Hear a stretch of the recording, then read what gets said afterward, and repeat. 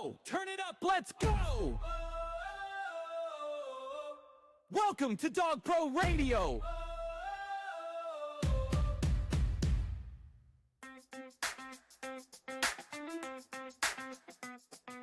Welcome to Dog Pro Radio! Are you overwhelmed trying to run your dog training business and market for it at the same time? Let's be honest, scaling isn't an option anymore. If you're not using Meta and Google Ads to market for your business, you have already fallen behind. And this year, it's gonna hurt more than it ever has before. Here at Unleashed Consulting, we create proven Meta and Google Ads campaigns that will help grow your business and get more clients in the door. Every day that you wait is a day that your competition is taking action. And more importantly, taking leads from your business. So if you're ready to scale, visit unleashedconsulting.com to claim your exclusive free month of marketing just for IACP members. Aimee Sadler, welcome to Dog Pro Radio.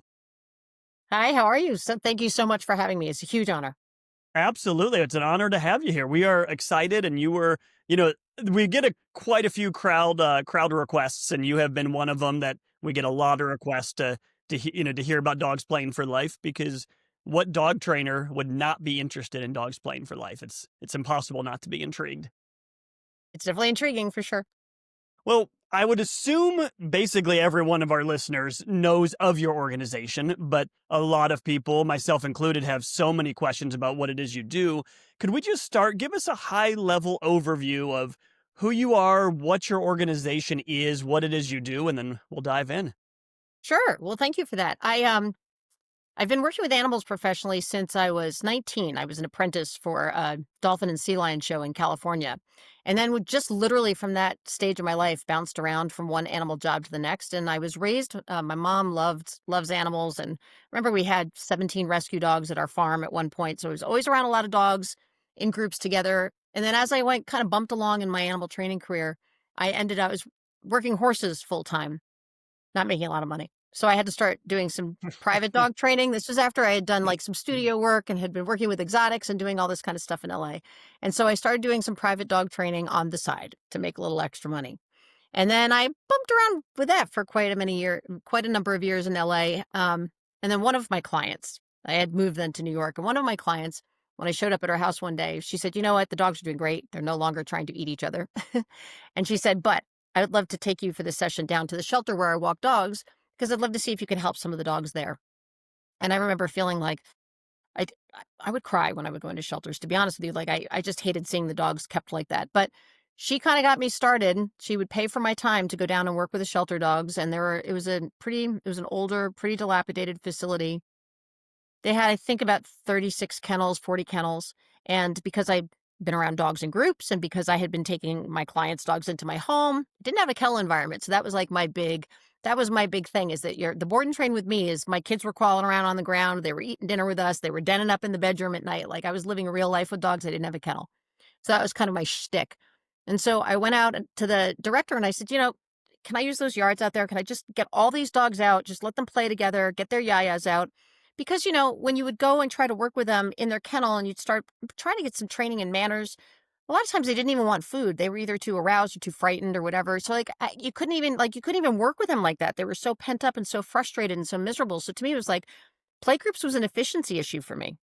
And then this particular client ended up paying me full time, hired me, and then donated me to the shelter. That's really how it all started. That's crazy. That was in 1998 when she brought me to that shelter in Southampton. And then I did that full time for a while. Then she shipped me out to Colorado, and I built up a whole training and behavior program for shelter dogs that really revolved around get them out first. All the dogs have to get out. I know the most I could possibly learn about a dog, in my opinion, is letting them be as close to a natural dog as possible. And so if they all want to be out there hanging out together, to me, this is where I'm really going to get to know who you are. And then the dogs that were still struggling after that, and, we're starting to get really jumpy mouthy or still really fearful, then I could focus my training time on them. And then they were much more biddable at that point anyway, because they had expressed all those natural things that they should express. So I was starting with a more whole dog at that point. And then I could kind of tune them up a little bit, make them more appealing to adopters. That's really how the whole thing started. And so I did that for her. I worked for her from 1998 until 2015. And then I ventured out and created the nonprofit and started Dogs Playing for Life on my own. probably either the smartest or stupidest thing I did in my career. And it's been 10 years that we've been bouncing around and we go to shelters all over the country. We've visited I think we're at over 420 shelters around the country, unique shelters. And then we've done over 600 plus gigs on the ground. So that's kind of who we are and what we do. And Okay, how it's fun. so to sum it up, you're going to shelters and you are helping set up play groups so the dogs can be out playing, so they're less stressed in the kennels, so that presumably they're adopted much quicker after that. Yeah. And a lot of adopters come in and say, hey, I already have a dog at home. Which dogs are good with other dogs? And so I think as professionals, we all know you have no idea if a dog has the ability to be social or not when you're trying to test them on leash, or if you're trying to assess their behavior behind a barrier. We know that there's could be a completely different picture when they can actually interact with one another. And so that's really our foundational premise. We want every dog getting out of their kennels every day in shelters across the country. That is not happening. And if you've got high volumes of dogs, how's the only way you're going to be able to do it in shelters? Most of them are under-resourced, not all, but a lot of them are. So how are you going to do that? Let the dogs go out and play together. That's really, to us, it's the foundation for everything. And then we've got a dog. Then you can build from there. So let's spend a second on that. Sometimes when you step back and you look at something, you realize how ridiculous it is, even though it's been in front of your eyes forever, right? And there's a lot of examples. And I'm not knocking shelters at all here, but how did we get to a point where dogs being in a run by themselves all day is the model? 99%, pretty much every shelter I go into, that's the model. How did we get there? Was that an evolution, or do you think they started that way? No, it started there because, the shelters originally were for it was for public safety and to get the stray animals off the streets, right? And animals were brought to shelters and they were contained for a certain amount of time and then destroyed if nobody came to get them. And that was it. And so we try to make these kennels. Some shelters have beautiful kennels and they seem pretty fancy. They got pretty paint on the walls, but the experience for the dogs, even if you have a fancy kennel, if they're isolated and in a kennel run, even if you have indoor, outdoor, and blah, blah, blah, blah, and toys and bedding and all that kind of stuff, which is great, which would be the ideal if you have to be in a kennel, it's still not a healthy environment for a very social species, right? So it's hard on them. It's really hard on them. And so that environment by itself can deteriorate them faster than we can help them. But you ask, how, I still am perplexed as to why we are still building shelters to keep animals in social isolation. I don't really get it. I keep hoping to have some influence over that as shelters are being built moving forward. But I've also learned that even if the dogs have to be kept that way temporarily, there's so much that we can do for them that can mitigate the risk of them being in those adverse conditions. And that's all the programming and the things that you can do for the dogs by getting them out of the kennel, not just in kennel enrichment, but out of kennel enrichment. We call it ook. Got ook, right? So we just want to make sure all the dogs are getting out of the kennel. So that, I think that we just are stuck in that model. I think there's shelter systems in different parts of the world that just have big pens and all the animals are living together. And there are risks. Not all dogs are going to do that well. So it'd be nice if the dogs that could do that well, we had enclosures that were closer to that. And then we had individual kennels for the ones that didn't cope that well. Speaking of different parts of the world, have you seen the video? I'm assuming you probably have, of, I don't know if it's in China, it's somewhere. It's these big, there's all these dogs in this huge fenced-in area. And this one big, a dog trots over and everyone submits to him on the way. And then he breaks up a fight. And if you're interested in dog body language, you watch that video. It's amazing. Yeah. Yeah. I've seen them a ton lately. Yeah, I've seen those. And then I think it was in Costa Rica, there's one that's got hundreds and hundreds of dogs and they all go migrating around this huge property. So yes, to your point, I love those kind of funky, those dominant dog videos that have been circulating. And people are getting people have sent them to me. I'm the most gullible fool about AI stuff. My kids get so mad at me, Mom, that's AI. I'm like, isn't this the coolest thing? I'm like, oh, and then I feel like I got duped, right? But everybody that sees those, that knows me, sends them to me. It's like, is this the AI? And I'm like, no, that's not it. That's normal. That's actually good stuff that you're seeing there. That's actually really interesting. I love how that dog keeps the peace with everybody. Yeah, that's neat. I also think that in those videos, there's probably some that they're not sharing where it gets a little bit intense. It definitely looks like there could be some tough dynamics with that group, but with the things that they're selecting and that they're sharing, it's for a good reason. And this is how dogs they have their own conflict resolution skills that doesn't equate to shredding each other. I don't know why we have that fear. I think that people have that fear because we don't have any faith in the dogs just being dogs together. So we think we're going to micromanage all of their interactions and we're the ones that blow it. And we're the ones that cause a lot of this reactivity and guarding that's aberrant compared to what they would do on their own. I mean, to be honest with you, I've been seeing a lot of my stuff that gets fed to me is a lot of animal stuff. And I just was watching like an elephant birth that happened out in the wild. And I remember in the zoos, because these animals and when they give birth and everything, it's such a hot commodity. And I remember one of the zoos saying, yeah, we now do it more naturally. We let the elephants do what the elephants are going to do. But when that baby would drop, the mother was chained when they knew she was going to give birth, right? So she couldn't start pummeling the baby because they thought there was something wrong with that. Either that or they should have known better that there wasn't something wrong with that, because that's what they do in the wild to get them up and moving right away. But also, the investment, right? So no, as human beings, we want to make sure that baby elephant is safe. So we're not even going to let mom do what mom would naturally do, because we're going to whisk it off to the veterinary care and make sure. Like, that kind of stuff drives me nuts. Sometimes I feel like we ruin everything. Well, humans don't have a good track record of messing with the natural world and Mother Nature. That's 100%. For sure. Yes. So you mentioned a minute ago kind of letting dogs kind of do what they're going to do. So, and I agree with you. I mean, leash reactivity is one of them, right? Like, obviously humans create that, and you see nice dogs that are super friendly and social that are wild and, maniacs on leash. How does that apply? So when you're at a shelter and you're setting up a play group, you've got all these dogs, they're pent up, they're wild. I mean, every shelter I've ever seen, the dogs are either shut down or they're at a level 10. There's not much in between. Right. How do you start? So you go to a new shelter. What does that even look like? Well, we do start with a very comprehensive classroom presentation, right? And it's a lot. It's 3.5 hours. And so we know, especially nowadays, we know that attention spans are shortening, right? But it's very comprehensive. It's the why, the what, and the how, right? It's, why are playgroups even important for your organization, right? What are the benefits and the impact the results that you should have? And what's the reason that you should do it in the first place? Why would you take the risk if you think it's a risk reward kind of demonstration? And then we're talking about, what we body language with dogs and everything to prepare people to be able to read them and be able to manage them appropriately in groups, a big chunk of that. And then there's a big chunk of how to improve your handling when you're out there with them so that you don't make a mess of things, right? So after everybody's watching that and they're like, then in the afternoon, we go, and typically we call it startup. Like, if we're with a shelter that hasn't been really allowing, maybe they do pairs here and there, but they don't really do larger socialization. We actually typically rotate the population on our own so they can then watch us model everything that we just showed them in the classroom. So they have a beat to watch that. And then some shelters just have people starting to jump in, right? Whomever wants to handle the dogs in the play group, then we start coaching them while we're there. So it's the seminars are anywhere from like 2 to 8 days, depending upon the number of dogs that they have on the ground, right? So we base it on 2 days for every 50 dogs. So that's the classroom. And then we demonstrate, and we do the demonstration when the dogs are a little bit the most challenging, because the startup, they're usually pent up. They don't know what's going on. By the time we've rotated the population the first time, that's where we identify the super social dogs that can then help us with the dogs that are struggling. Then we bring people in and coach them on their handling so that we can then hand off the program to them. Did I answer that well enough for you?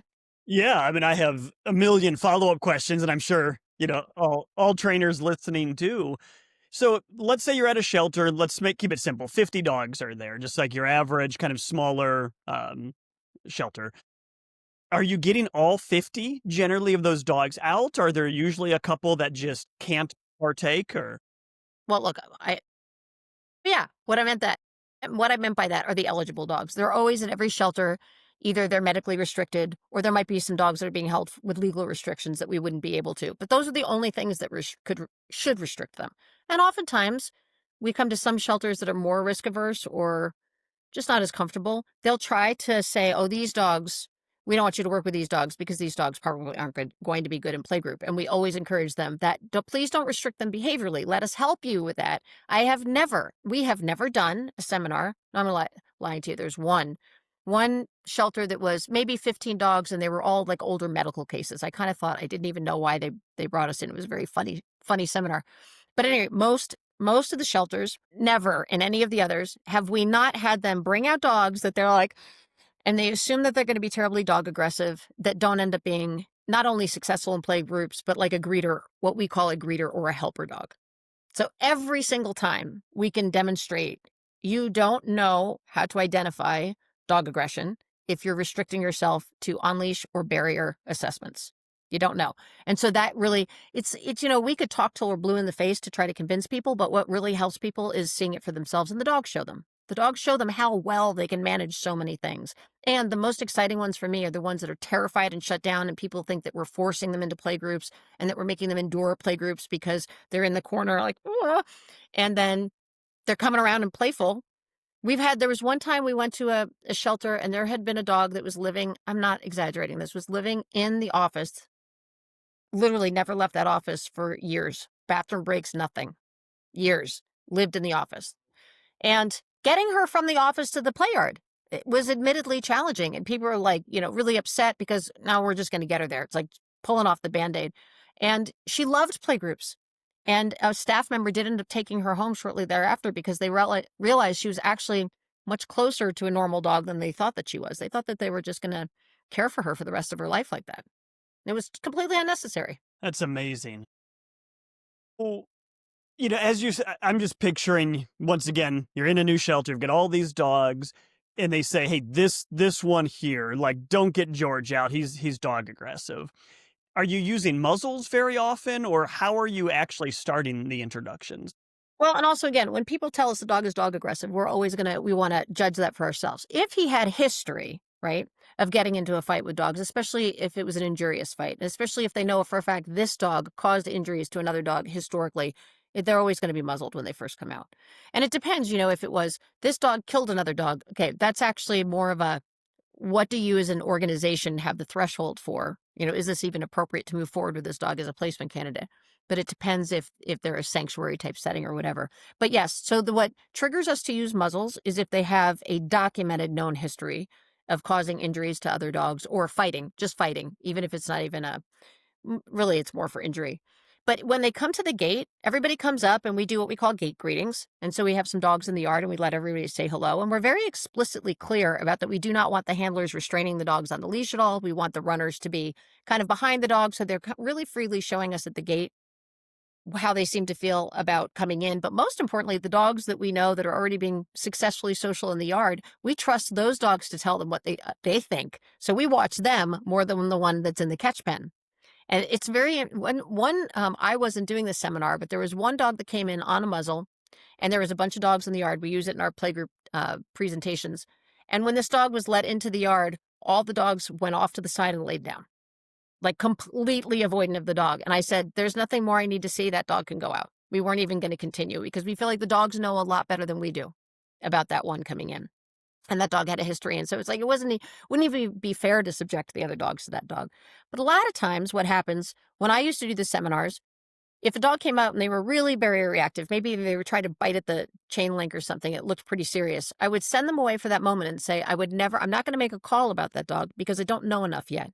But I would send that dog away. I'd get through the entire population. And then I knew which dogs were, when we call a dog a helper dog, it means they're kind of mentally, physically stout enough. We think they can withstand if a dog is really rude to them.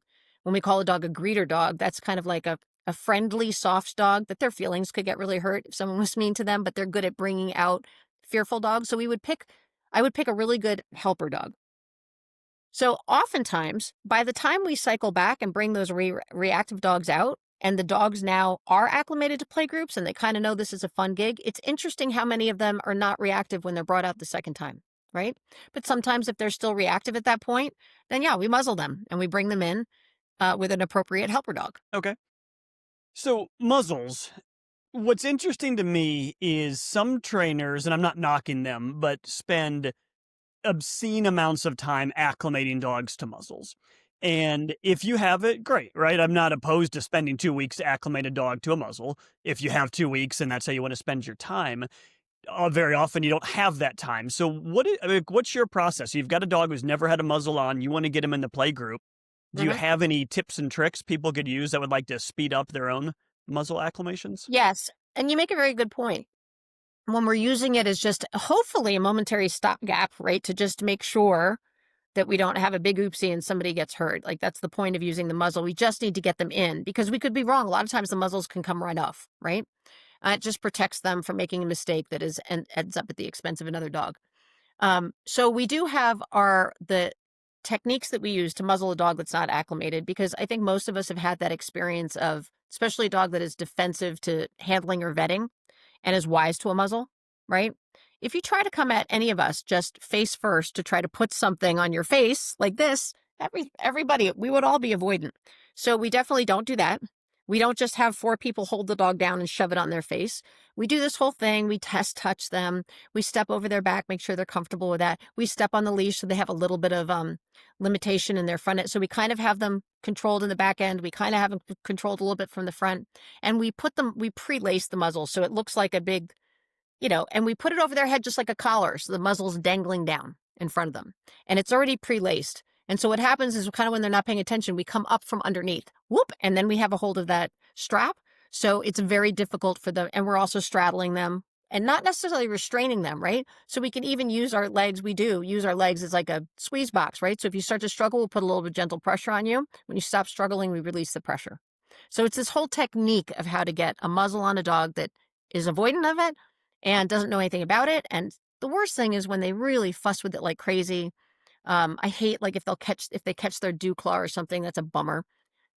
Sometimes they just go so nuts, but we get them right in because then when the dogs come around them, usually that distracts them from fussing with the muzzle because they kind of have to deal with the fact that all these other dogs are around them. And then depending upon how it goes, they either remain muzzled or we pop the muzzle off. And we pop the muzzle off when they don't come in aggressing. There's a big difference between defensively being aggressive and offensively being aggressive. That's a whole nother topic, right? But if they don't come in and just try to go after a dog and maybe they're reactive because they feel defensive, right? That's a different thing. But if they're not aggressing and if the other dogs aren't worried about them, then we pop the muzzle off. So usually it's pretty quick. Now, to answer your other question, people are going to wonder, but if I decided this dog, I think if I want to improve their behavior through play groups, so I think that they're going to have extended muzzle time, then yeah, we'll do training sessions on the side of acclimating to the muzzle. And we'll train them to muzzle up on cue so that they're doing it voluntarily, just like you would with a no contact animal, right? We just present it, muzzle up, and boom, they put their face in. I just presented this yesterday in my webinar, put their face in, we fix it all up. They go do fun things on the muzzle. It comes off, so we try to make it a positive association. And we give them the time to be more comfortable with it if we know that it's going to be extended. Okay. I think that's great advice. What kind of muzzles are you typically using? Well, that's such a bummer of a question at the moment. We used to use Baskervilles exclusively because there's those rubberized basket muzzles. They changed their model. And their model now for people like us that need to put muzzles on and off all different sized dogs. The new model that they have, which is more appropriate if it's an owner with their one dog and they can fit it one time to fit their dog and that never has to change. I still think those are great muzzles, but they are, and we do everything to try to, if we find the old model on eBay or whatever, we try to buy them. Another professional trainer just came to visit us the other day at our canine center and said, you have the old Baskerville muzzles. Where did you get them? We bought from them everything that they had from their old stock and everything. They sometimes will donate some if they come back in. But the newer ones, it's kind of hard to explain, but it has this little triangular clip. It's just difficult. You have to fit it correctly. You can't just pop it on and off and change the fitting. It's a real nuisance. There's some other muzzles that we use that just one failed recently, and I'm going to be respectful and not name that company because it was shared with me. We had to buy the muzzles from them because we had to go around because they would not sell them to us because they did not approve of what we do. So Interesting. we got somebody else to buy them. And I almost want to go, neener, we have your muzzles, but I'm going to try to be polite.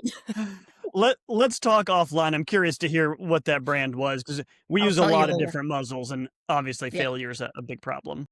Well, this one, I mean, they do get rave reviews and they're quite expensive. And we spent a lot of money purchasing a large set of them for our teams to go around the country. So it really kind of chapped me, and I'm not doing it again. But then one of them just happened to fail. But I'm sure those muzzles are, so that's probably unfair because everything will fail at one time. But I'm just cranky with them because they won't sell their muzzles to us. But now we'll buy them anyway. That's wild. Right. So I guess let's circle back. You mentioned earlier about just interfering with dogs, and we talked about interfering with nature in general. It's, from my understanding, that's a big part of how you're running your play groups is letting and I don't want to put words in your mouth, but is letting the dog sort some of this stuff out. Can you walk me through that? What does that look like? What are things that you allow that you think maybe others don't, that you think it's fine to let the dogs work out? And then I guess we could also talk about what are some things that you might always say, like, this needs to stop now, even if it's maybe not aggression.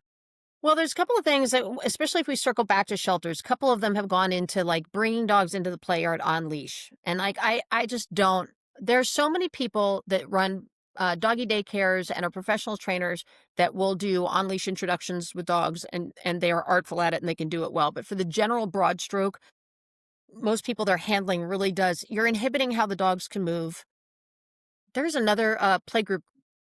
They teach playgroups as seminars, but it's a completely polar opposite model, and they do all the on-leash introductions. And the people are, running around like crazy, trying to not interfere with the dog's interactions, but you're also right there. You can't help it. Of course, you're interfering. So I hate that when people do that. I say anytime you feel like you want to hold a leash because you're that insecure about how the dog is going to do, I would say put a muzzle on them, drop the leash, and have a good helper dog.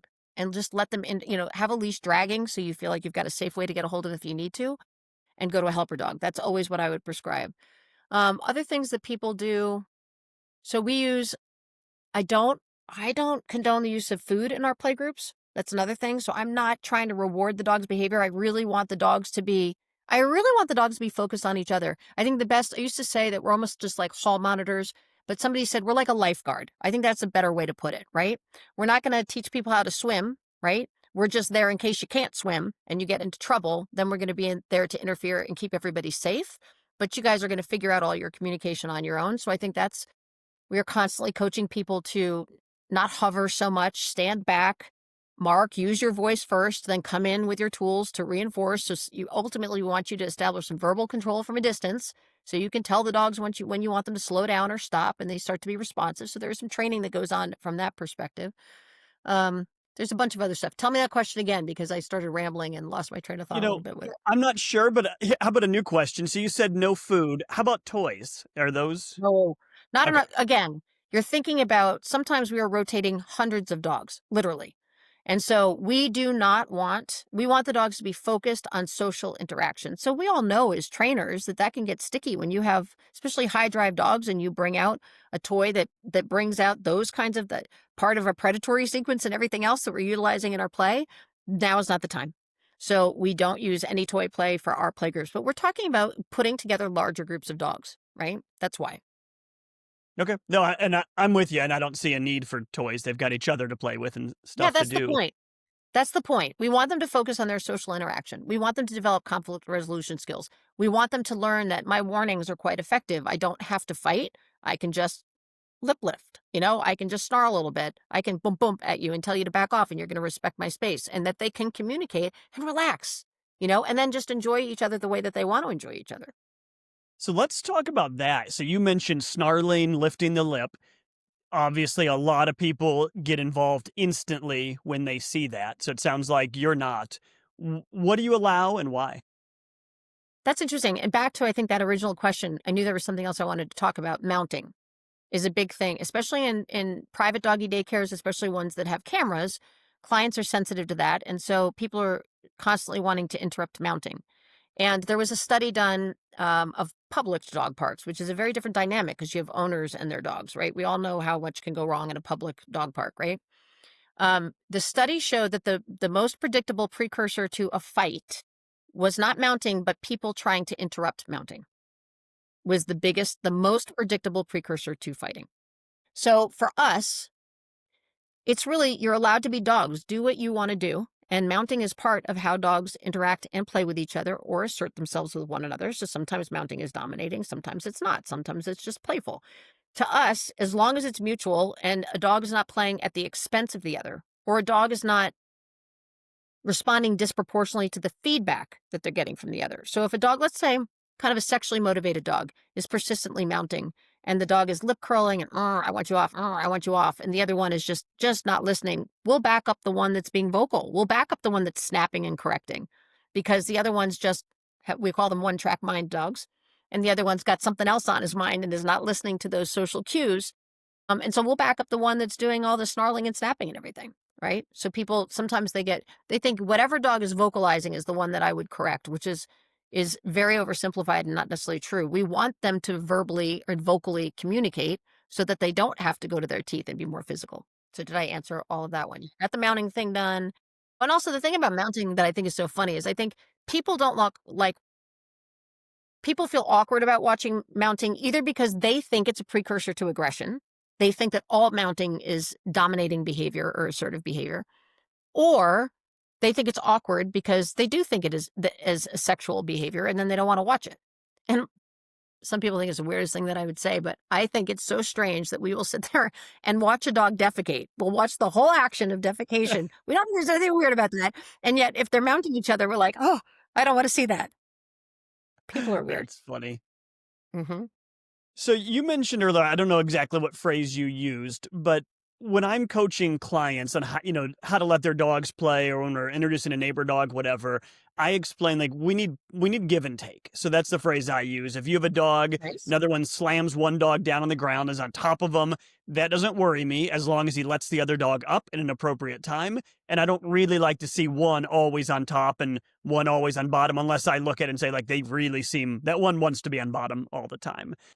Is that something that like, do you get involved? So if I see one dog that if I look at it and I say, this dog is really annoying the other dog, and I don't see that dog standing up for himself, or I think he might wait too long and then he blows up because the other dog's annoyed him for too long, I'll usually get involved and stop that. Is that part of your model, or would you allow that to play out for quite a while? I think it's congruent. I think our language is, I think you're describing a version of what I was saying before. It's like if one is playing at the expense of the other, right? If we see that one is, stronger than another and one is getting tired out and okay, this isn't so much fun for that one anymore, right? But maybe they're not the type of dog to correct hard enough, or the dog itself reads that this one's not listening to me. That's when we'll go in and intercede or intervene. And I think that to your point, it's supposed to be play groups. I don't mind. It's just like kids on a playground, right? Like sometimes the dogs are playing and banging into each other and all this kind of stuff. They're having a good time, but then one of them pinches the other one and they just end up mad at each other for a moment. But clearly their intention is to play with one another. It's very distinct when you can tell you're not actually trying to interact with this dog, or you're not actually trying to play with this dog. You actually have some other motivation. Like you're looking, it's like a make my day kind of dog. You're looking for your opportunity to just assert yourself with this dog or cream this dog, or you described a play style where we call it seek and destroy play style, where is role playing. So there's one that is like the chaser and one that is the chasee. And typically when two dogs match up with that, the chasee is typically the one that controls that game. So that when they stop, the game stops. But then they get up and run again because they're like, ha, come chase me. And they like to roll over and be all dramatic about like, you got me. And then the one that's the chaser is like, yeah, I caught you. And I pretend the part of the predatory sequence that they pretend is that I caught you and captured you, but I'm not going to finish through with evisceration and all the other stuff, right? It's a game, right? And all of this is what dogs do in preparation for those real things in life, these other sequences that happen for real. They practice, they model in play, you're modeling sexual behavior and predatory behavior and all that stuff. And so I think it's really about if they're having fun at the expense of each other. If they're consenting, like the academics say things like, oh, we gave it a consent test, right? So I use language like that just so that we can be congruent with the academics. But typically for me, it's like, okay, if one looks like they're being victimized, right? And you think, oh, I should go in because that one's, like you said, on the bottom too much or for too long. And if that's not by itself enough for me, I'd have to see, because sometimes they do that and then they jump up and go tag that dog to come chase them again. So if you actually stand back and just observe a little bit, if it's mutual and one is not playing at the expense of the other, we really do just let her rip. Like doesn't matter to us, be dogs, it doesn't matter. Interesting. So I've got so many questions and I'm trying to keep them kind of in order here. So you mentioned a play style, seek and destroy. And as trainers, very often we're explaining to our clients like, hey, your dog likes to play rough, or like your dog likes to run around and be chased and he doesn't like dogs tackling him. But it's, at least for me specifically, I don't have, any categories. I just describe what I see that their dog likes. But it sounds like you have specific categories, right, of different play styles and different types of dogs. Could you walk us through those? Sure. We have a really great video. We were really privileged that Pet Finder, Purina and Pet Finder came down and did a video specifically about playstyles, and it's on their pro page if anybody wants to find it. And so I identified basically 4 playstyles, and it was just, again, observing the same thing you observed. We call the rough and rowdy are the ones that are the grapplers, and they're the ones usually the thing to me that distinguishes rough and rowdy play, because you can have really high energy play, but it's different styles of play, but it can be very high energy. But the rough and rowdy to me are the grapplers, the one, a lot of physical contact, banging around. They're kind of rolling around. They're going belly up. They're practicing all different kinds of things like a wrestling match. That's different. Then we have the push and pulls, which are the ones that like to play tag. Those dogs, you won't see them rolling around and going belly up so much. And they don't, the thing about the push and pulls with the rough and rowdies is that the push and pulls will become a third wheel for the rough and rowdies. Like you'll have a couple of rough and rowdies that are going at it, grappling, and then you have this third wheel coming in and tagging, doing some healing behavior. A lot of your herding type dogs will have that type of play style, but we're never going to paintbrush that all German Shepherds will play push and pull. All pit bull type dogs are going to play rough and rowdy. You got to see each individual dog, but you do see tendencies, right? So those herding type dogs that like the push and pull and like to play tag sometimes can really be antagonistic to the ones that are having a grappling match, right? So we'll watch for that. Then we have seek and destroy, which is kind of like, the chaser and the chasee. So it's practicing I've caught you of the predatory sequence, and I'm going to mush you into the ground to pretend that I'm killing you, but I'm not really killing you because it's all in play. So, but that one it looks a lot like rough and rowdy. It looks like a combination of the rough and rowdy and the push and pull. But when I say, oh yeah, that's a prey-like seek and destroy dog, it's the one that is pretending that they're the prey, and then there's the one that's pretending that they're the predator. And it's funny how they can find each other, and then they play that game beautifully together. And then the last one, we just call it gentle and dainty. And typically those are the ones that will do a little play bowing. They'll bounce around, but there's not a lot of physical contact. Usually the energy is a little bit lower. And then they will typically even rest. They have like small bouts of play, or they might just mingle around. Like they just like to they'll say hello, wag, sunbathe for a little bit, but they're not into that kind of heavy play. So there were the 3 that are more engaged physically, and then the gentle and dainties. We also then categorize dogs as social, tolerant, selective, defensive, or offensive. Selective, I really want the world to understand that selective is normal. It's just like people. We don't all get along with everybody, right? We all have certain things that drive us nuts. I think it's important that when we're in shelters and we identify dogs as selective, we're just trying to tell the next person that's going to run playgroups, hey, this dog can't just be thrown in with anyone. And if we call a dog selective, it means what would we want to identify? Are they less tolerant of males? Are they very vocal players? Because sometimes that can stir the pot, right? Are they, do they have propensity to be conflict driven? In other words, they love playing and everything, but if 2 other dogs get into a fight, they're going to want to jump in. So there's things that you have to be mindful, know about this dog to make sure that you're curating a correct playgroup for them. When we have the social and the tolerant dogs, those dogs, whether their energy levels or their play styles are different, once we get that top energy, like if you have some really pent up rough and rowdy dogs that are social, and you put them in with a bunch of social, gentle, and dainty dogs, that's not going to be fun for everyone. The gentle and dainties are probably going to get overwhelmed. But guess what? If you let those rough and rowdies that are social burn off that top energy and bang around on each other and bring all that down a little bit, social dogs can pretty much intermingle. You just then have to be mindful of their energy levels. Like you have to find that dial, right? So social intolerance should all be able to intermingle pretty well. Selective dogs, you want to think about their play styles. You want to think about their energy levels, and you want to think about any other little notes that you found out about them. That this one doesn't like, this one's intolerant of push and pull play, just making stuff up. It could be a million things. Sometimes we say this dog has a kick me sign. In other words, this dog likes to play and likes to be social, but for some reason that we can't identify, other dogs will pick on them. Right? So we want to make sure that we curate a yard correctly for them. So we don't have super assertive dogs coming in with that dog, right? There's a gazillion. We have a legend of terms that's columns and columns of these kind of descriptors that we've figured out over the years. That was going to be my next question. So are you giving handouts to the shelters where, let me make up an example, and I have no idea if this is true, but you use the word selective. So you have a selective dainty dog. Are you telling them like a selective dainty should never play with a rough and rowdy when they're, full of energy? Or I don't know. I'm trying to give you a specific example. Are there like things you can cross-reference where you say, this is a recipe for disaster. Don't mix this type of dog together. Yes. In that big classroom presentation that we provide, I'm sorry, I thought I had that turned off. That big classroom presentation that we provide, they get that as a handout. We also have a learning library that anybody can access. You just have to give us your email and they get added to the email list. And so we've got a video library that people can refer back to and check on stuff. And then we also have our legend of terms that we leave people with. And we have the webinars that we're hosting a lot. So there's a lot of ways that people can circle back around and refresh. And if they feel like, man, maybe I had a couple of fights and I feel like I've forgotten something or missing something, yeah, we have a lot of materials.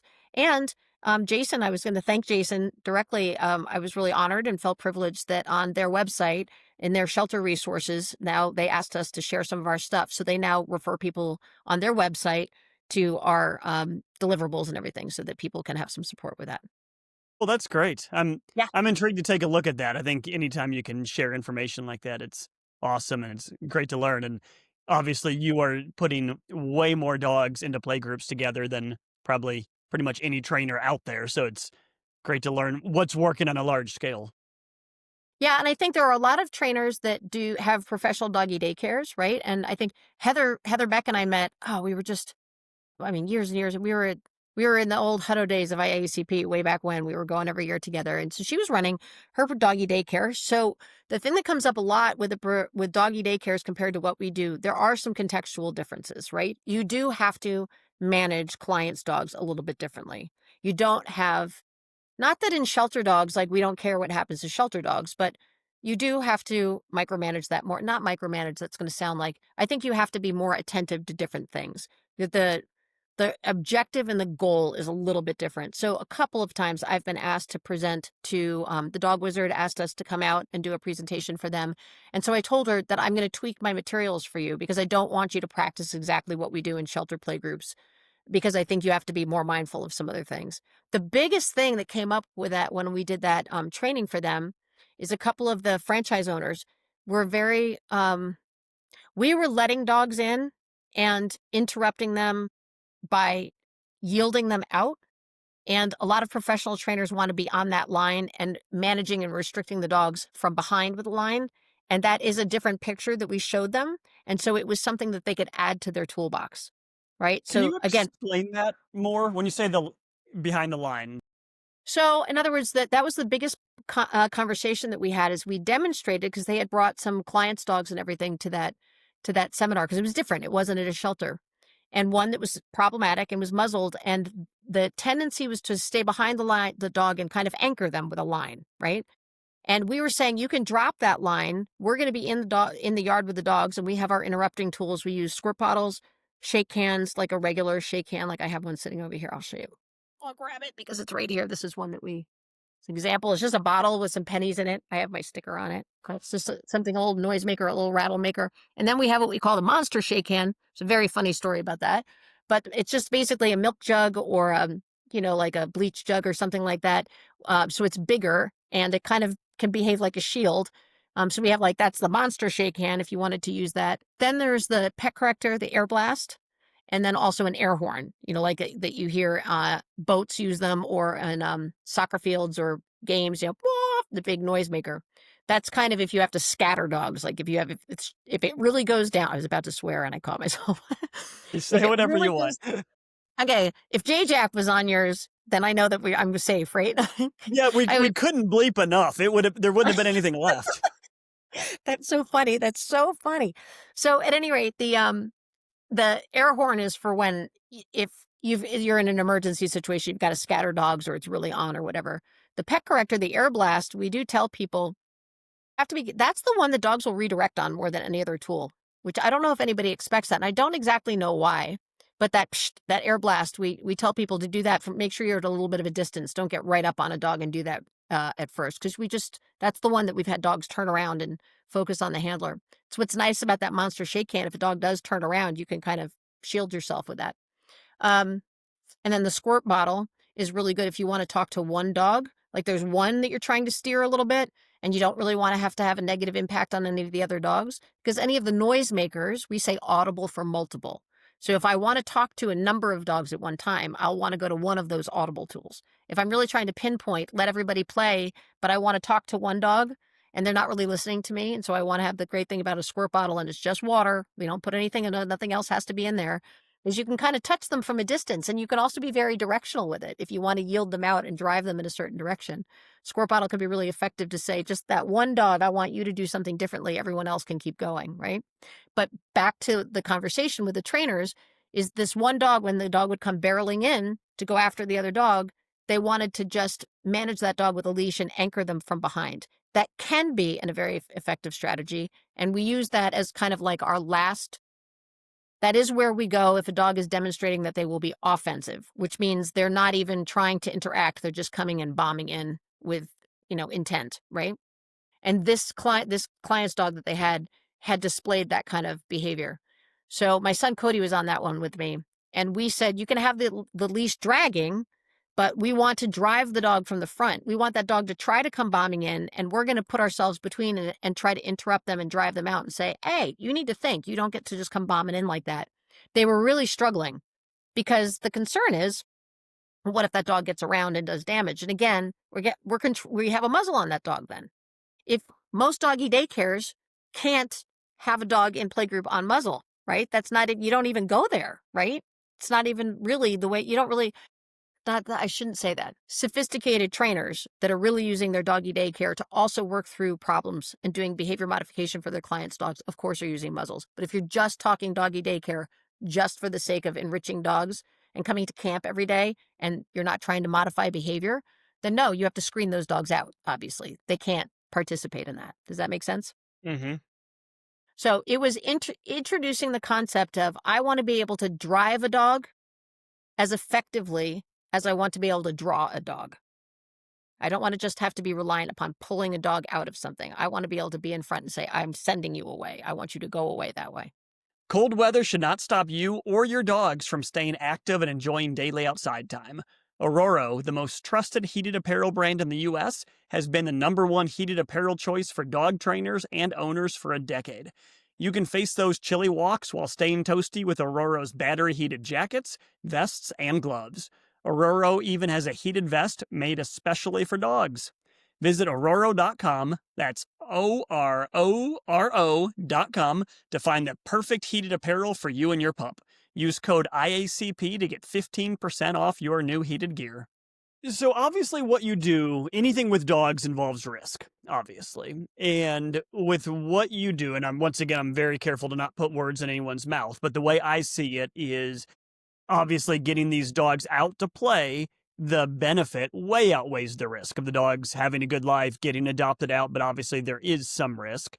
As trainers, very often we have to get our risk profile down to almost zero. So very often if I'm doing an intro with a client's dogs and one's reactive and they're trying to get them buddies with the neighbor's dog and the neighbor has no tolerance for risk, we do a lot of leash intros. And I won't bore you with all the details. We teach both dogs to walk. We let one smell the other's rear end while we're moving. Then we switch. And it's a very it's, slow. It might take 30 minutes to do something you could do in 5, but, it's very risk averse. Obviously, you don't have the time for that, the ability to do that. And once again, I don't want to put words in your mouth. Some amount of risk is obviously worth it to allow the dogs to have a good life. Do you get pushback on that? Is that a tough sell for some shelters when you say, let's do this? And they say, well, what if someone gets hurt? What if someone, this one bites this one? How do you navigate that? And how big of a challenge is that for you? Interestingly, so we don't solicit shelters. We never have. So they're always coming to us because they want us there. They realize they're already prepared to look at that risk reward model. Right? And they've learned something. Like on our website, we have our impact report, which is lengthy. I don't know who's ever going to read it, 20-something pages long with a lot of data. We have a lot of data. So what I can tell you is it is statistically insignificant about fights, and especially even fights with injury. I have never participated. I'm trying to think. We've never had in our play groups that we're running them or teaching shelters broken bones. We've never had we haven't had a dog kill another dog in play groups, which is the extreme, right? The worst thing that had happened was There was a dog that ended up, it got injured, but it was in a shelter, and the medical team opted to euthanize the dog instead of treating the dog. And that was devastating. That was devastating for us because it wasn't, it was just, they just felt we're not going to apply more resource in the situation. So they just opted to go that way. So that was really devastating. But it's like the heaviest thing that happens is a laceration, that needs a stitch and maybe a drain. And I'm not saying that that's okay. I mean, we obviously want to mitigate all that risk, but I'm telling you the number of times that those things happen, again, it's statistically insignificant. So if you think about the behavioral damage that can be done by isolating dogs and not getting to them as efficiently and as effectively as possible. And this doesn't even just pertain to play groups. I think I was watching a little bit of Heather's interview, and I think she was talking about some of that with like the blockades that get put up because people don't prefer an approach to training or tools, for example, and shelters that will say, oh, no, we don't want you to stress our dogs by doing those things that we have been categorized as inhumane to us, right? It's like, do you not think that them being isolated and not having their needs met and behaviorally deteriorating, you think that is humane? So that's where it gets kind of tricky. But for us, I can just tell you that we have data. If you're just looking at it from literally that perspective, it's statistically insignificant. I think that's a good thing, obviously, for people to hear and think about. I'm sure that puts a lot of minds at ease. But what you just said about humane, and that's, I mean, a debate in the dog training world constantly, right? Is it humane to have a dog, whether it's playing with other dogs or not able to go for walks in public and whatever, not able to live a good life? Is that humane just because you're avoiding tools? And one conversation I have with clients a lot is put yourself in your dog's position. And obviously your dog can't answer this for you, but pretend they could. Would you rather live the rest of your life not playing with another dog or not going for a hike off leash? Or would you maybe prefer to get in trouble a couple times and learn right from wrong and then get to enjoy the rest of your life? And any reasonable person would answer that by saying, I think my dog would probably like to get in trouble maybe a couple times and get to enjoy the rest of their life than be locked up forever. Yeah, and I always say I guess I'm a naturalist. Like I just think there's no model in nature. No model in nature that is force-free. Or there is no such thing as errorless learning in nature. So therefore, it doesn't make much sense. It's a human construct, in my opinion. Now, and that's not to say that I don't have mad respect and all of the techniques and everything that are used by trainers that do not want to use a VersaVisol or anything like that. Mad respect for all that. And we have mastered tons of all those techniques too. And we start there and use all that just as much. But I'm going to try to get as close to natural responses to things, right?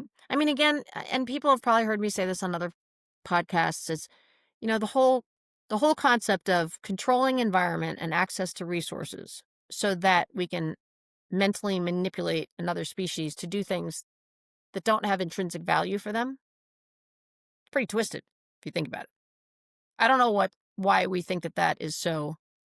It is cool. It's actually really cool to do things like that.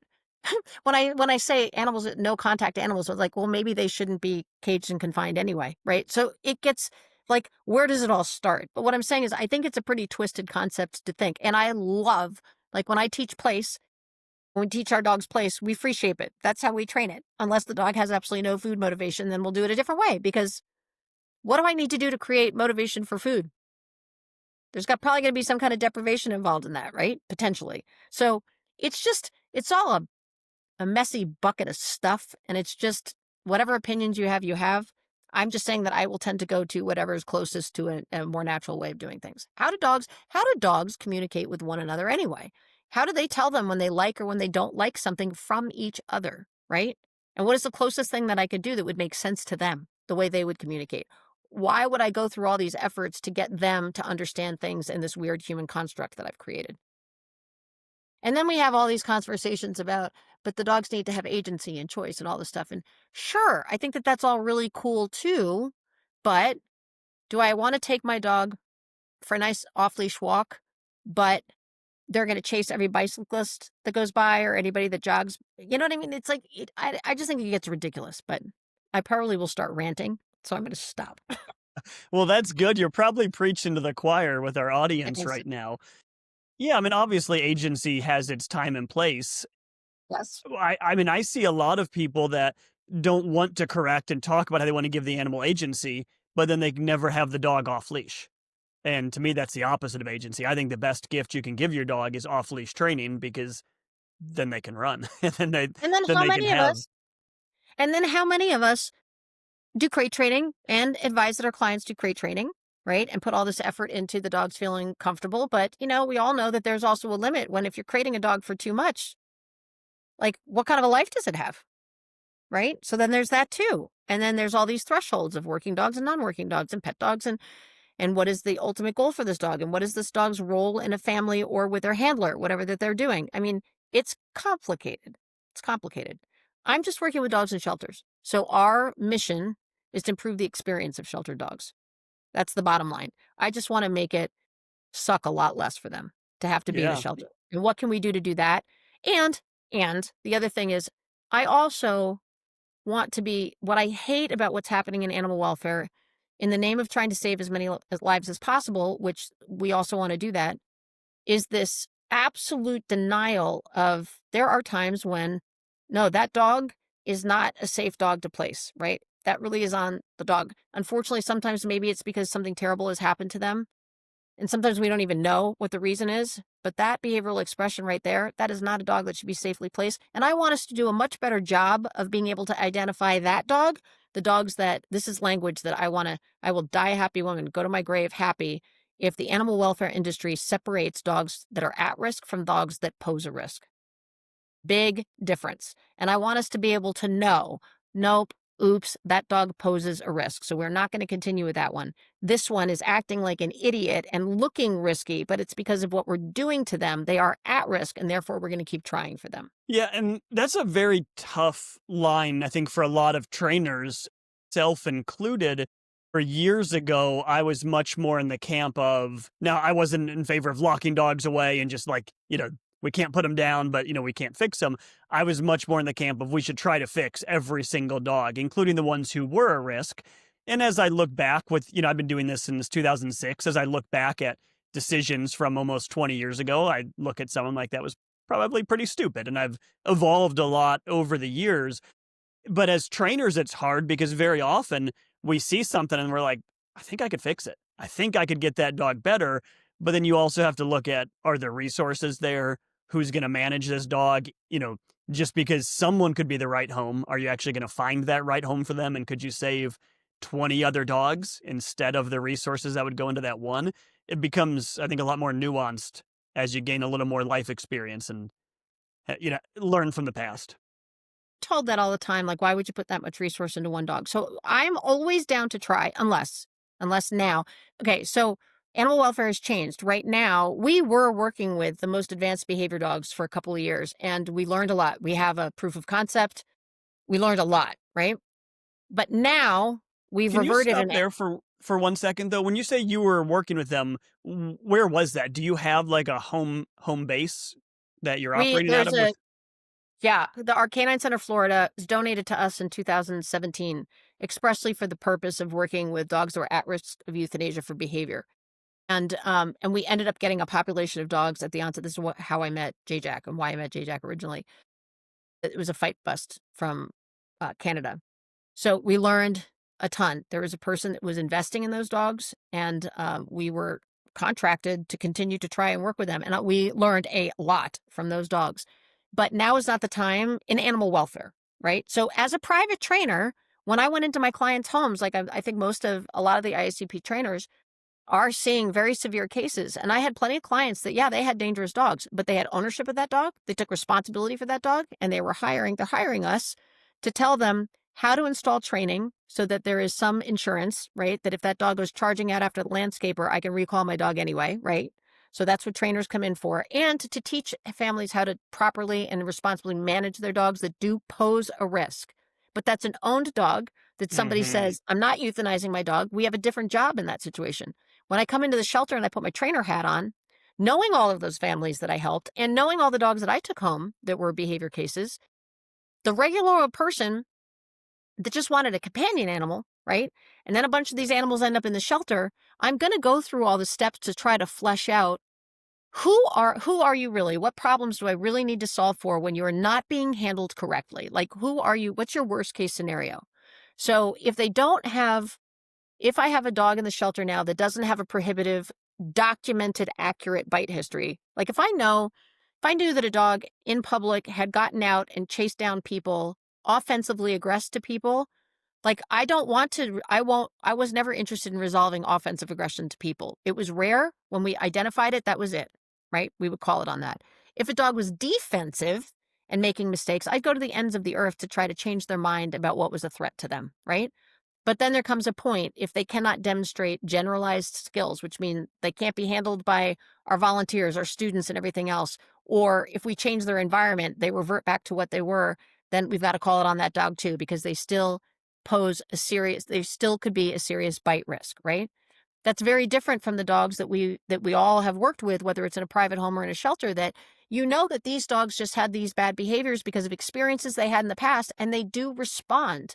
They respond to training, they respond to behavior modification, and they show you they don't have a desire to go to that behavior anymore. They just didn't know they had options. So that's where we all really want to get to, is this dog, you don't really have to manage this dog so much anymore. They don't even want to do that, right? They just did that because that's the only option they thought that they had. I really want us in sheltering to be better, because right now, dogs that are behaving badly, for a lot of advocacy, sadly, does not have any room for, no, this dog might actually just be a bad dog that is posing a risk, and we really can't help them. If you want to place that dog, that just means you're putting people at risk or other animals at risk or whatever it might be. So I do want us to get better at that. But I will always try. And I don't think that we all, as we get older, I'm a little bit older than you, I would assume. As we get older and you work with a lot of these, it's really hard not to start just anticipating what the outcome is going to be in training. So I still have to remind myself to not cheat, because I've seen this picture 50 times before already. I know how this is going to end, and still go through some authentic effort to make sure, yep, that's how it's going. So I do think that we still owe dogs and families in our communities to be a humane nation. We should try, but then we need to know when it's like, despite effort, this is where this dog still wants to go, and this is not a suitable companion animal. Yeah, and very often we don't know, right, until you put some time into the dogs. You have learned behavior, obviously. And so you have dogs that are showing what looks often, especially to the untrained eye, like what you would call forward aggression as opposed to defensive. And it really isn't coming from a place of wanting to be aggressive, but they've learned to do that. And until you get some time with them and really get to know them, it can be hard to identify what dog wants to bite and what dog just kind of looks like they want to bite. And a dog that is defensive, if that strategy has worked for them, we all know if that behavior is reinforced, right?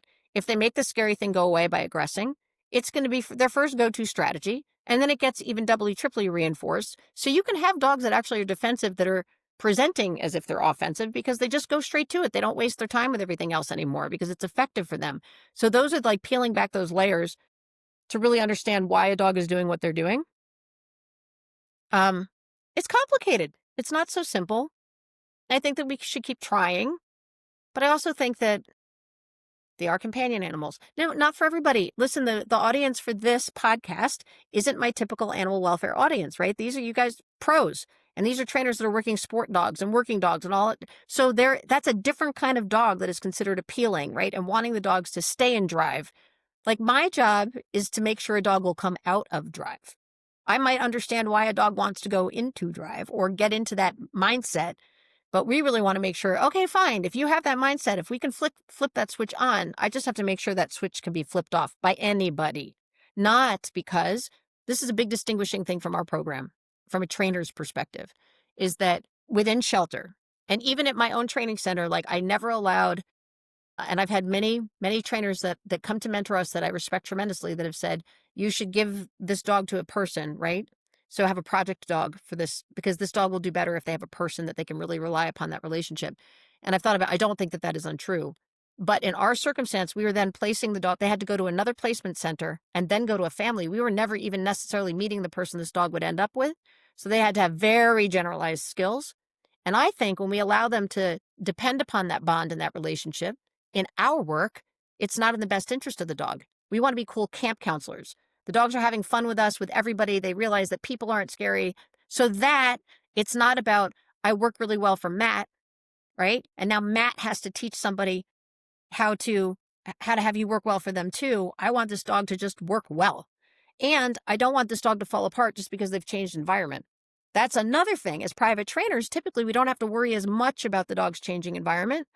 I mean, sometimes if they want their dog to go to the coffee shop and they're rude, but most trainers are not necessarily encouraging their clients to take their offensively aggressive dog to a coffee shop with them, right? Most of us would say that's not the appropriate activity for your dog, right? If he keeps wanting to charge at people and bite them, right? Whatever, we could tell tons of stories about that.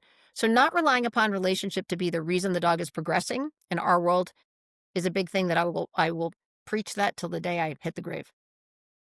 And if I'm understanding you correctly, what I see happen at a lot of shelters is you'll have one volunteer that bonds with the dog and they say, hey, Jake's trouble, but he's whatever, Mike can handle him. And that person gets him out, takes him for a daily walk. Very often it's a volunteer who's there like 6 or 7 days a week. They become the buddy and that dog really only gets handled by them. Is that kind of what you're describing? Yeah. And then the hard part is then that person and that is so bonded to that dog in return. And so every time that dog attempts to try to meet somebody, it really doesn't go well. Then the shelter is stuck hanging on to that dog. And think about, I understand this because I've been through it myself. I just talked to my team about this. When you're mushing their faces yourself every day, because they're all good until they're not, right? If you're the one mushing their faces every day, it's a lot harder to come to that conclusion. When I now get to sit and look at something on paper and records on paper, the dog, I see a different picture of the dog than the person that's mushing their face every day, right? And so with the advocates and the volunteers and the staff members that want to hang on to that dog that can do well for one or two people, my answer to them only is totally get it, but then you need to take that dog home. You can't expect this shelter to keep this dog here for the rest of its life and or to put other people at risk by sending the dog home with other people. Well, the dog, but he bonded with me. Why couldn't he bond with somebody else? Okay, that is not necessarily untrue. But again, if they are a serious bite risk, the person that says that is also not the one responsible in taking liability of that dog. That's the big difference, is when you're the one that's like, if the shelter is the one that's going to be sued if that dog goes out and bites, it's not the advocate that's going to get sued. It's the shelter that's going to get sued. And trust me, in our industry, the issues around insurance right now, I don't know if I think we've been talking about it at IACP for private trainers as well, but in the animal welfare world, all of the liability and insurance issues, it's huge. Interesting. My company hasn't had as big of an issue with that. We see, insurance is climbing, obviously. Workers' comp is somewhat problematic, but general liability hasn't been too rough. But luckily, Business Insurers of the Carolinas, I guess a plug for them is pretty awesome. Yeah, yes. Mm-hmm. Yeah. Yeah, animal sheltering is a little bit different. Again, you've got kennels of hundreds of dogs and strange people handling them and adverse conditions. And, it's the same with veterinary care, right? They're at a higher risk. Mm-hmm. Medical practices and the defensive behavior at medical practices, it's a much higher risk, right? You would think hopefully with trainers that we wouldn't, we've always, with trainers, you actually want to brag that you don't get bitten much, right? Because you know how to read the dogs, you know how to set the dogs up for success and so on and so forth. Yeah. I swear I thought I had this off. I'm so sorry. Hey, you're popular. It was a new phone and I just don't know why the volumes aren't working. I'm so sorry. Okay. Anyway, I'm going to try. I switched to a Mac for the first time ever, maybe, 6 months ago. And it took me forever to learn how to use it, which was problematic enough. But then my phone and text messages sometimes ring through on it. So I'll be on a call or on a podcast and all of a sudden I'm like, Can you hear that? Because it's like popping up on the screen. And yeah. Well, I just powered it off. So we should be good. So I'm a little embarrassed to say I have no knowledge of your facility. So could you fill me in a little more on what that is and what you do there? I think that's really interesting. Yeah. So the property is in central Florida, and it's not open to the public. It was literally just to serve shelter dogs. And so we shifted the model recently. So we were trying to work with a higher volume of dog that was at risk, because in animal welfare, the placement for dogs that had any prohibitive bite histories, even if we would stand by the dog and we have an explanation for what happened and we can demonstrate over and over and over again that dog is not going to that behavior and the dog is super solid. It's just placement partners were not taking them. So, and we're seeing the shelters filling up. Placements in general are down. And so a lot of dogs are being warehoused in shelters, like too many, just struggling and not getting out of their kennels because there aren't the resources. So we wanted to work with a higher volume of dogs that a little bit of a lower level. So they're starting to get like that jumpy, mouthy, the arousal behavior that becomes risky, bruising people, like getting too wound up, and people don't know how to help them through that, or the super fearful dogs that just are not responding and just still cowering in the back of their kennel, whether they have defensive behavior or not. Those are the kinds of dogs that we've been working with. But it's not open to the public. So we had a shadow program that was working out of there, and we're about to shift locations. So it's kind of up in the air. Like we're not quite sure what we're going to focus on for that facility for 2026, but we're going to be expanding more. But it was we've had a great time working with dogs there, and have learned so much, and have had tons of students coming through there. I wish I had that number for you, of a couple of hundreds of students that we've worked with there, but it's a beautiful facility. It's great setup for dogs. And so specifically, what is the goal? Is it you're taking dogs in, are you adopting those dogs out once they become really social, or what's the actual goal? That's what's really interesting. I never wanted to be an adoption center, because in animal welfare, the work that we were trying to do, if we were trying to help the dogs that were outside of what was considered the adoptable box, right? We were trying to help the next level. I couldn't be measured against my save rates or my live release rate, which is a different way to calculate how many animals are ending up out of your shelter alive. Because I thought maybe we were going to have 50% of our dogs would make it. We knew that some of them we weren't going to be able to make it with, but we were going to learn by trying. So ours was basically consider it like a board and train facility, but for unowned dogs. So the owning shelters were sending them to us. They maintained ownership of the dogs. We worked with the dogs. And then if we felt like they were placeable, then we had a pool of shelters that were our placement partners. So then the dogs would transfer to them. So the originating shelter would transfer ownership to the placement partner. And we were just a contracted board and train in between. That makes sense. We just happened to be also training trainers while we were there too. Okay. And the trainers you're training, is that to go out and kind of further your model? Is this, Yes. just pet dog trainers, or? Nope. I mean, we've had pet dog trainers that have come to us to work dogs, and we have a lot of volunteers from shelters that then up doing private dog training on the side. But our objective was not to train private dog trainers. Our objective was to help people work with dogs that were in shelter environments, and to learn how to do effective training and behavior modification within a shelter environment. That was really what our purpose was. Want to turn your passion for dogs into a professional career? At the School for Dog Trainers at Highland Canine Training, we offer expert-led, in-depth courses that fully prepare you for a successful career in the dog training industry. Offering 3 campus locations, our licensed programs provide you with the perfect balance of academic instruction and real-world hands-on training. Over the past 2 decades, we have hosted graduates from over 45 countries across the globe. Join thousands of graduates making a difference, one dog at a time. Visit internationaldogtrainerschool.com and unleash your future today. Am I understanding correctly? It might be like a volunteer at a shelter that says, hey, I really wish we could be better at playgroups. I'm going to go here in Florida for a week or some period of time, going to learn a lot, come back, and then help get a program going here. Is that kind of it? Yeah, yesterday we just ended our level 1 mentorship. So we had a couple students from Canada, Iowa, just a couple of people, and I think that these guys were all staff members. I don't think they were volunteers. I didn't run that mentorship, so I just was popping in and out and seeing the students working with them. So they learn about playgroups, and then we teach kennel routines, how the dogs are mannerly, and it's really fun. Lately, with this new population of dogs, we teach like 3 different kennel routines. So depending upon some shelters, you're not allowed to step into the kennel. They just have a policy for safety.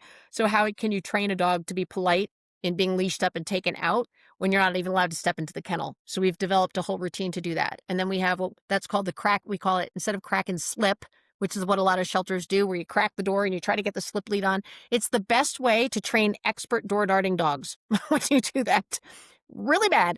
So we've taught the crack and sit, right? So it's how you open the door and get the dog to hold a sit and maintain a sit while you put all their equipment on or whatever training, so that you can go take them for a walk, right? So we have a crack and sit kennel routine. Then we have a mind your manners kennel routine, where you can go into the kennel, but they don't have any kind of a place board or anything. So you come in and they hold their sit while you put the equipment and everything on them.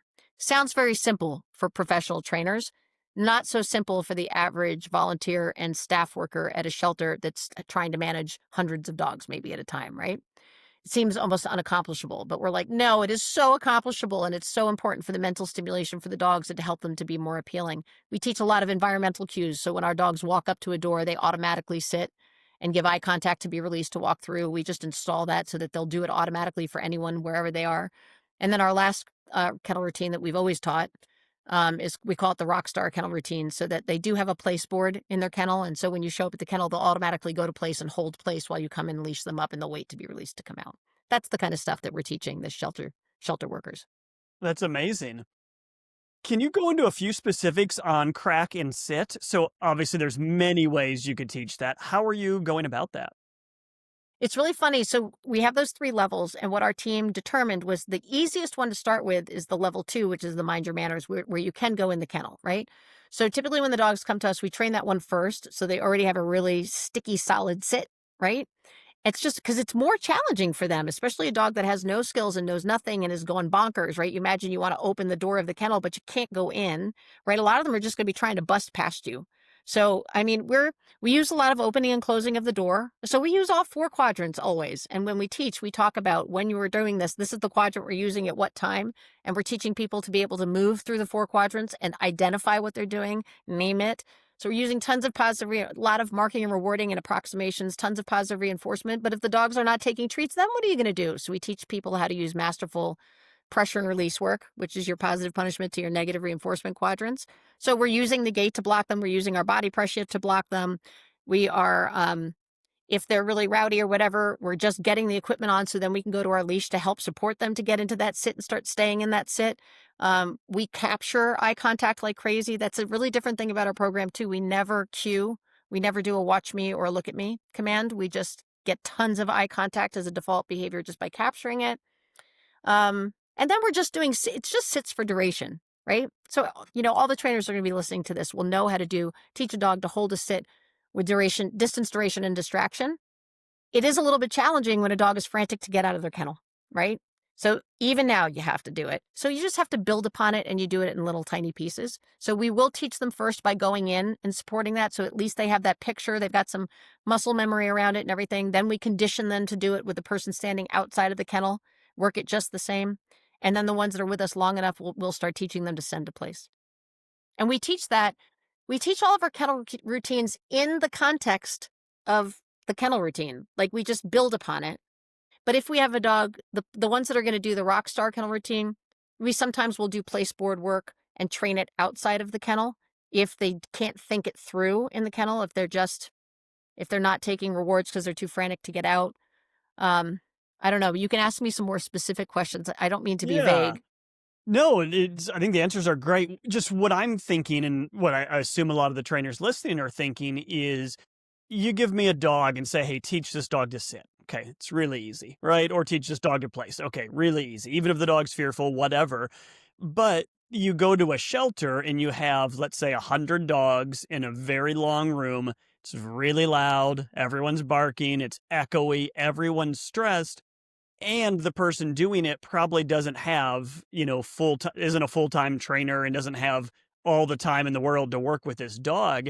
I'm assuming you're making a lot of modifications and doing things different than the average trainer would, and little tips and tricks just because of the cards, you play the cards you're dealt, right? Where I would tell my clients. No, go ahead. Oh, I want to no. hear what Oh, I was going to say, I would tell my clients, you want to, and I hate to use the word win, but like generally speaking, you need to get the behavior you want, right? And if you're trying to get the dog to sit, get them to sit. If it's too stressful an environment, well, that's on you. You need to, take it back a few steps.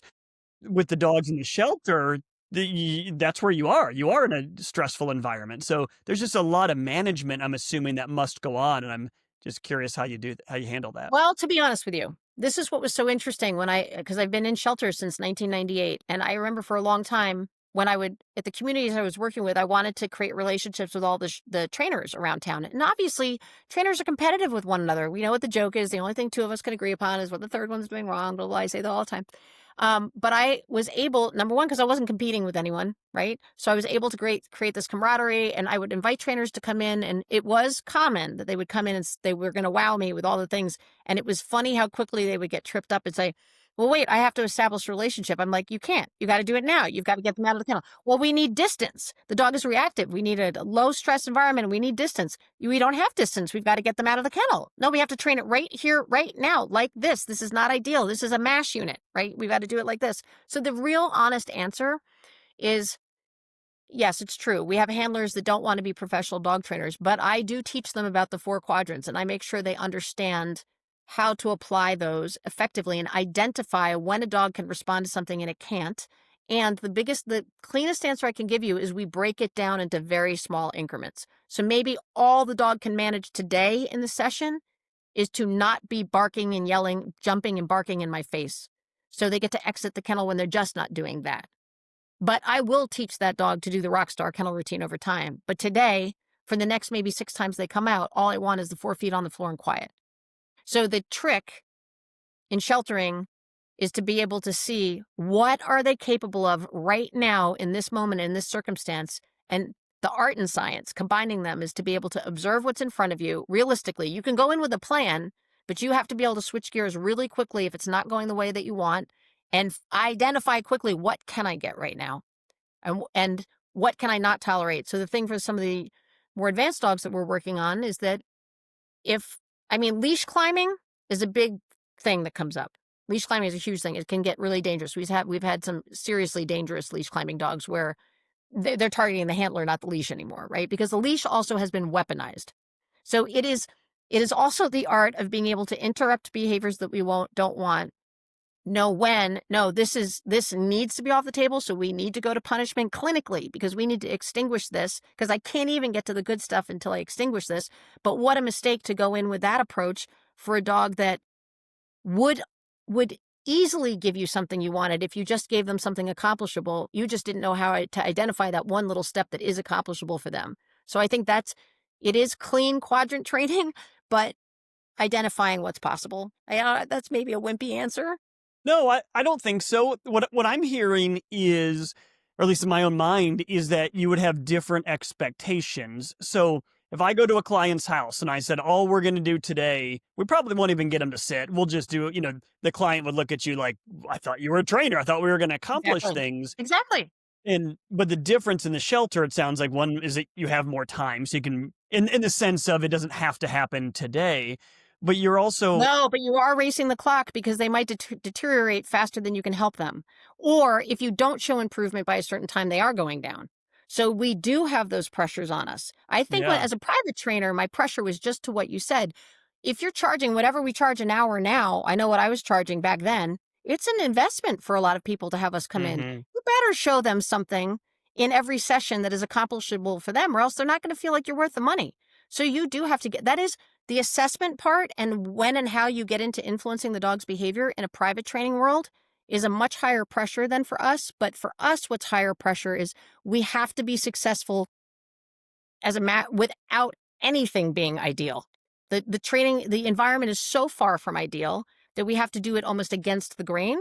Whereas in private trainers, it's like sometimes the family is against the grain. We all have those families, like they have unrealistic expectations and unfair expectations of their dog, and they're not willing to do the work. They just want you to give them a dog that has a remote control, and I don't necessarily mean a remote control for a collar. They want like a TV, they want to just spend money and go sit on the couch eating bonbons, and then you deliver them a perfect product, right? And we know the challenge of that, how hard that is.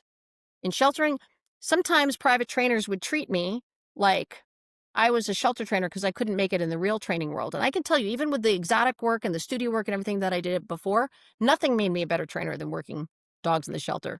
And I hope one day that sometimes trainers can be real stinkers to us. I'm like, all right, why don't you shut the F up and come on down to the shelter and come work the dogs with me. And I'm telling you, so many people start to wobble out as soon as no, you don't get it ideal. You got to get it right here.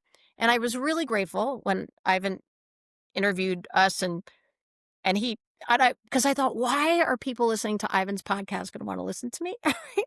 and he was he said, oh no, I'm telling you, she's got some real dogs down there. So I do think shelter training is a real challenge. It really is. But we got to do it because some of these dogs Well, just like we do for private clients, some private clients will give up on their dogs and then they're going to end up in the shelter and then they're really going to fail. So the pressures are the same.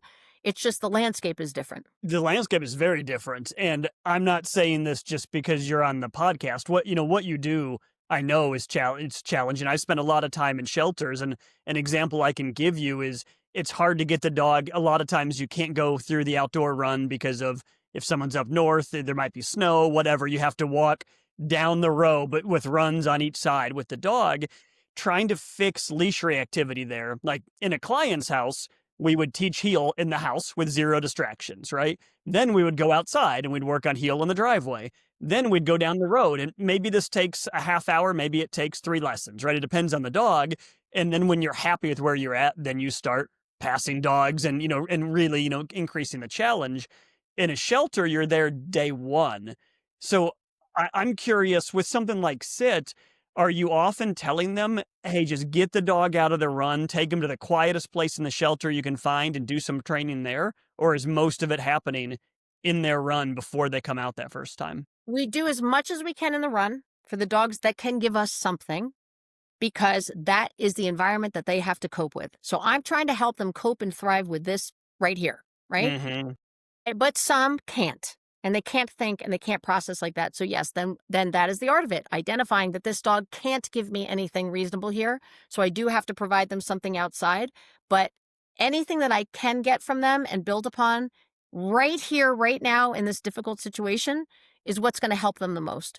And I think that is the hardest thing. I think that's our superpower, is being able to really break those things down and get to, Again, I'm going to laugh because Ivan gets really mad at me when I still say this, but one of the first times he came to me, he said, your obedience is shit. And and he gets mad when I now say that because maybe he feels badly about it, but it's true.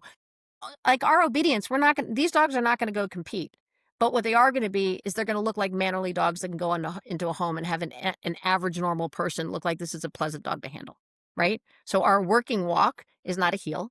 We don't teach a dog to heel and stay in position. We teach a dog to be soft on collar or soft to whatever equipment they're wearing. And if I shorten my length, the only place that they can be is right by my side. And I create a lot of value of being right by my side. And so they walk really politely by our side, even up and down the kennels, right? And we teach them that skill. But could they go to an obedience competition? Can I go outside and say down, walk away and go do a bunch of things and know that my dog is going to hold this reliable down for all levels of distance, duration, distraction? Some of them we get pretty good, but most of them, I'm not even trying to get to that. I'm just trying to get them to be able to walk politely down with the dog screaming at them on both sides with the kennels, right? That's what we would, and coming out of the kennel politely. I wish I could show some videos of it, but it seems boring, but it's actually quite challenging. And then so rewarding in the end when they can hold it together despite all that stuff.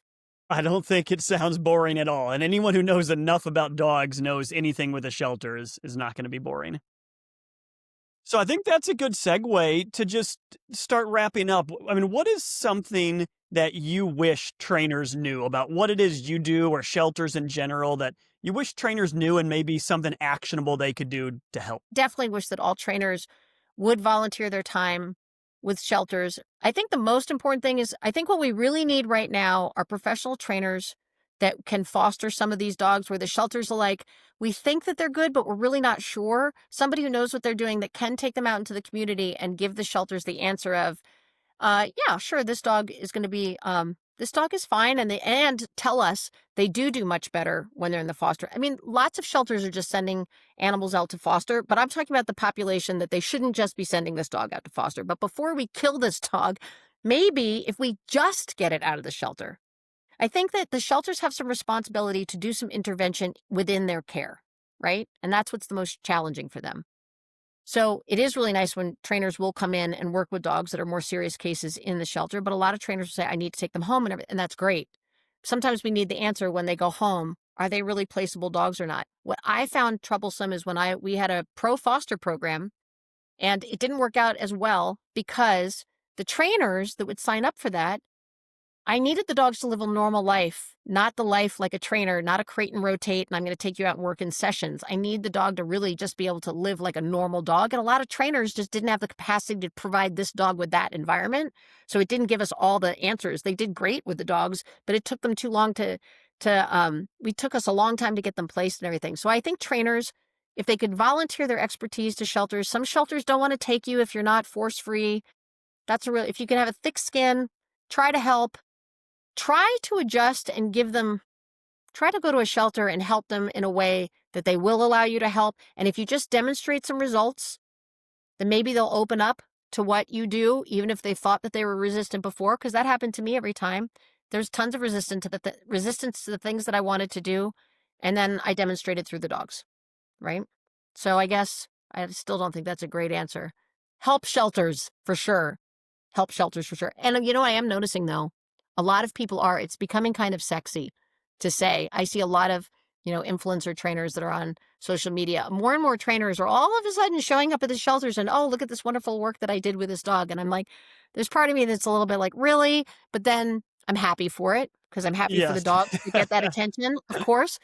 And then a little bit of me is like, nobody ever wanted us competing with you. And now you're coming into our turf. But, I don't care. I just want the dogs to be helped. But also come in, you got to do it to volume. But no, you don't. If you come in and you help one dog as a professional trainer get out that wasn't going to get out alive, yay. Do it. That is a good dog. That is going to be a nice companion animal in our communities. Yeah, come help for sure. The one mistake that I think the trainers make, and IACP allowed me to do this talk a couple of years ago, was a lot of trainers go to shelters with the ultimate goal of getting them to refer clients to them. And I think you got to go in with a little bit more of a pure heart that you really want to help. That will come anyway if you do a good job. But I think you have to authentically just go to help first. Well, hopefully every IACP member and everyone listening to this podcast will help one shelter dog, and that'd be a huge number right there. Yep, exactly. All right. Well, thanks for coming on, Aimee. Appreciate you taking all the time. My pleasure. It was a great interview. It was fun. We had a good conversation. Absolutely. Thank you. Welcome to Dog Pro Radio. Yo, listen. Dog Pro Radio, yo, act to watch. It's Dog Pro Radio, brings back the buses. Dog Pro Radio, and mates alike. Dog Radio, brings back tonight. Dog Pro Radio, yo, act to watch. It's Dog Pro Radio, brings back the buses. Dog Pro Radio, and mates